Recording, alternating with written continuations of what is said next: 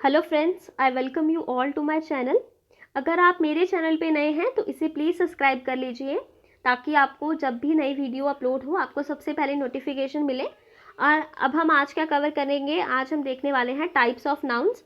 Already दो parts जो हैं, पार्ट 1 और पार्ट 2 ऑलरेडी अपलोड हो चुका है। सो अगर आपने उन दोनों पार्ट्स को नहीं देखा प्लीज़ उन्हें देख लीजिए, क्योंकि अगर आप बिल्कुल बेसिक से कोई चीज़ करते हैं तो वो आपके लिए ज़्यादा बेनिफिशियल होती है। तो पार्ट 1 और पार्ट 2 कवर करने के बाद अगर आप ये पार्ट 3 को देखेंगे तो आपको और ज़्यादा अंडरस्टैंडिंग होगी इन टॉपिक्स की।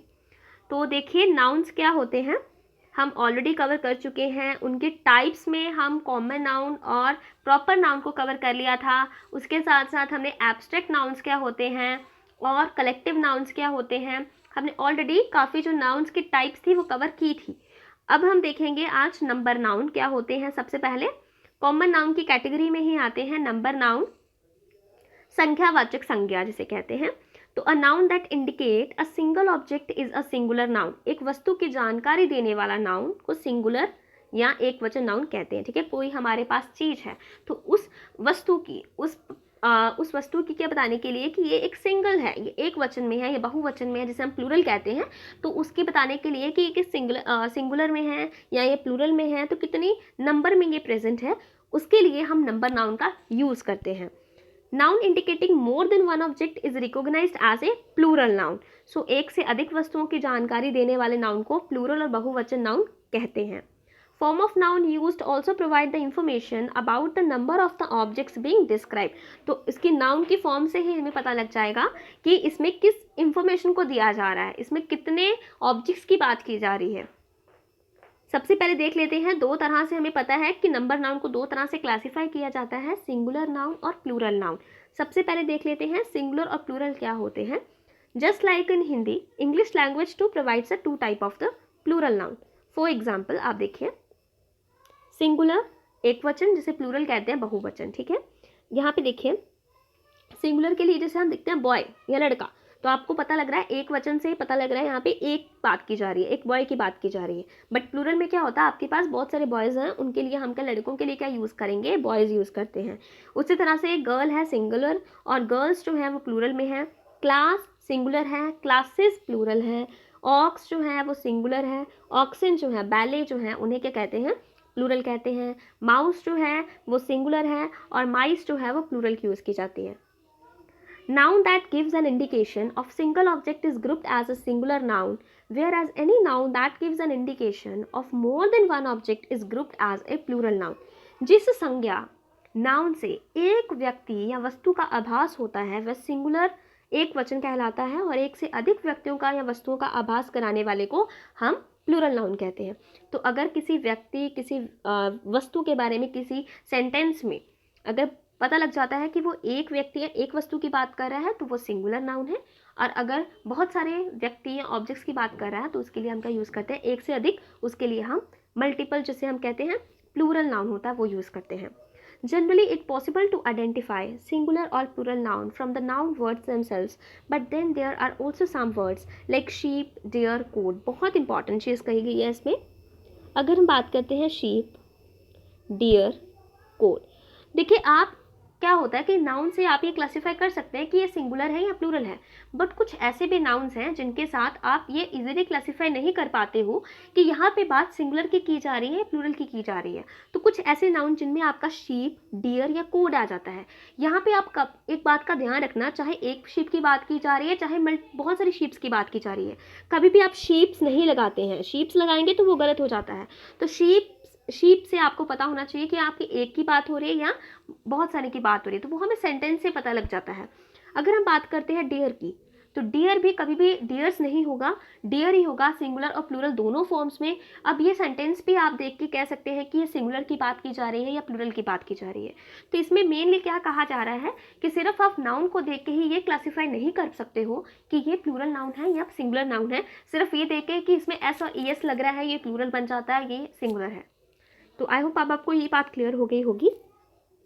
they have a same form for both singular and plural uses. So to identify whether these words are singular or plural, we have to analyze the sentence in which they are used. तो हमें क्या देखना पड़ता है, sentence को देखना पड़ता है कि सेंटेंस में वो किस तरह के स्ट्रक्चर को, किस फॉर्म को रिप्रेजेंट कर रहे हैं. उसी से हम ये इजीली आइडेंटिफाई कर सकते हैं कि इसमें एक की बात की जा रही है या बहुत सारी जो मल्टीपल जो ऑब्जेक्ट्स हैं उनके बारे में बात की जा रही है. सो अगर हम बात करते हैं, जो नेक्स्ट नाउन आता है वो आता है केस, जिसे हम कारक नाउन कहते हैं. तो केस ऑफ अ नाउन और pronoun discusses whether the person or object in consideration is the subject of sentence or its object. Noun या प्रोनाउन का केस ये बताता है कि ये वह व्यक्ति, वस्तु, कार्य, वाक्य में कर्ता, जिसे सब्जेक्ट कहते हैं, सब्जेक्ट की भूमिका है या फिर वो ऑब्जेक्ट की भूमिका निभा रहा है. आपके पास कोई सेंटेंस है और उसमें आप एक नाउन यूज़ कर रहे हैं, नाउन या प्रोनाउन यूज़ कर रहे हैं. अब आप उस नाउन को देख के, उस सेंटेंस को देख के ये कैसे पता लगाएंगे कि वहाँ पे उस जो नाउन या प्रोनाउन है वो ऑब्जेक्ट शो कर रहा है या सब्जेक्ट को डिफाइन कर रहा है. Third case also elaborates the ownership of something, कि आपका किसी पे पोजेशन बताना, मालिकाना बताना, आपका मालिकाना संबंध बताना. देखिए, एक तीसरा केस भी होता है जो वाक्य में मालिकाना संबंध की जानकारी देता है, ऑनरशिप की जानकारी देता है, ऑनरशिप की इंफॉर्मेशन देता है कि आपका किसी चीज़ पे क्या पोजीशन है, आपकी वो चीज़ जो है वो आपको बिलोंग करती है. इस तरह से जो आपकी पोजीशंस होती हैं उनको भी रिप्रेजेंट करने के लिए केस जो होता है वो यूज़ किया जाता है. आगे देखिए, depending upon the use of the noun और pronoun in the sentence, it can also be classified into one of the following cases. तो एक केस में तो उनको डिवाइड किया ही जाता है. अगर आप बात करते हैं नाउन या प्रोनाउन की, कि अगर आप किसी सेंटेंस में किसी नाउन या प्रोनाउन को लिख रहे हैं तो अब आप उसको किस तरह से क्लासीफाई करेंगे कि ये नाउन या प्रोनाउन ये ऑब्जेक्ट की तरह वर्क कर रहा है या सब्जेक्ट की तरह वर्क कर रहा है. ये एक केस है. दूसरा केस ये है कि आपको इसमें पोजीशन बतानी है कि अगर इस चीज़ का, इस नाउन का दूसरी चीज़ पे कित पोजीशन है या नहीं है, तो उसके लिए भी एक केस है. तो आप यहाँ पे कितने केसेस में डिवाइड किया गया, नॉमिनेटिव केस, एक्यूजेटिव केस और दूसरा होता है पॉजेसिव केस. तो नॉमिनेटिव केस क्या होता है, व्हेन अ नाउन और a pronoun is used as a subject of a verb is known as a nominative case. ठीक है, जब आपके पास जो हमारा नाउन या प्रोनाउन है वो सब्जेक्ट की तरह वर्क करता है, सब्जेक्ट की तरह वर्क करता है, कर्ता की तरह वर्क करता है, जो काम कर रहा है उसकी तरह वर्क करता है, तो वो हमारा नॉमिनेटिव केस हो जाता है, चाहे वो नाउन की फॉर्म में है चाहे वो प्रोनाउन की फॉर्म में है.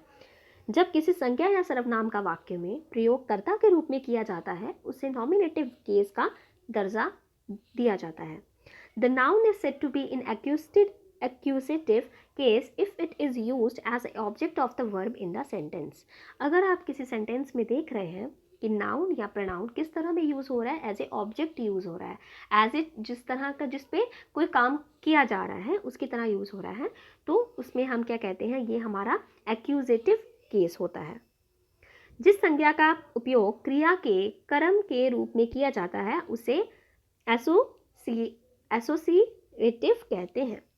आगे देखिए, आपको यहाँ पे 2 एग्जाम्पल गिवन हैं जिससे आपको क्लियर हो जाएगा. राम ड्रॉव ए कार, राम ड्रॉव ए कार, यहाँ पे बात की जा रही है कर्ता. कर्ता कौन है, यहाँ पे कर्ता है राम, क्योंकि राम क्या कर रहा है, कार चला रहा है.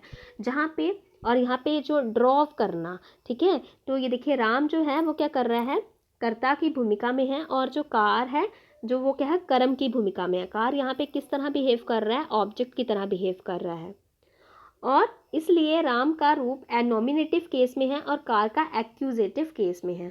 तो राम जो है वो सब्जेक्ट की फॉर्म में है. तो जब कोई भी नाउन या प्रोनाउन सब्जेक्ट की फॉर्म में होता है तो उसे हम क्या कहते हैं, नॉमिनेटिव केस कहते हैं.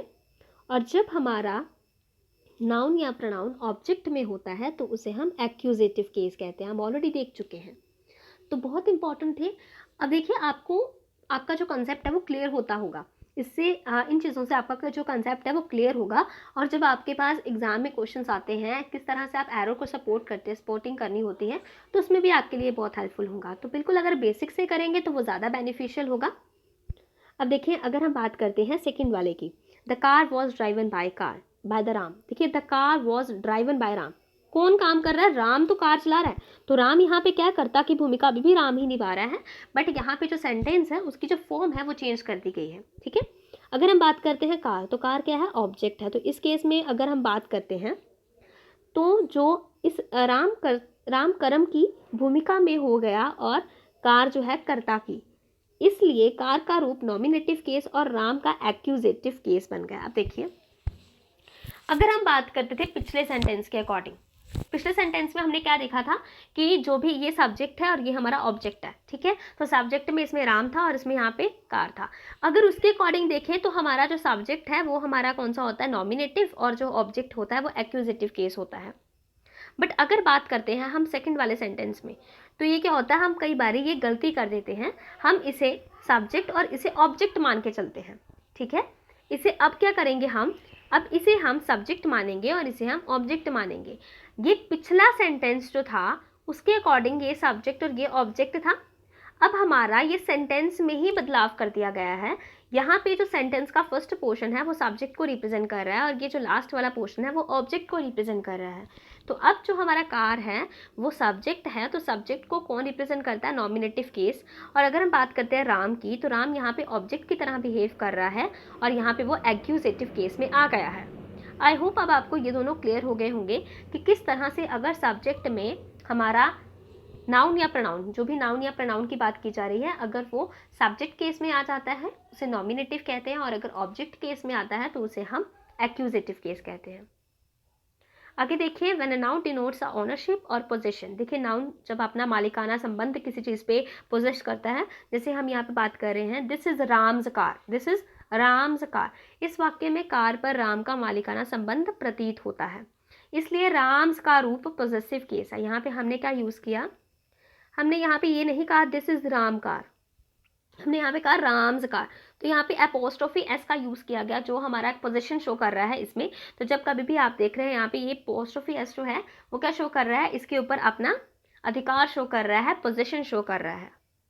So thank you friends, if you like my video please like, share and subscribe my channel. और अगर आप मेरे चैनल पे नए हैं तो इसे प्लीज़ सब्सक्राइब कर लीजिए, ताकि आपको आगे आने वाली जितनी भी वीडियोस हैं आपके कॉम्पिटिटिव एग्जाम्स के लेवल के अकॉर्डिंग आपको सारी की सारी मिलें और आप इजीली अपनी प्रेपरेशन जो है वो कर सकें। Thank you for watching.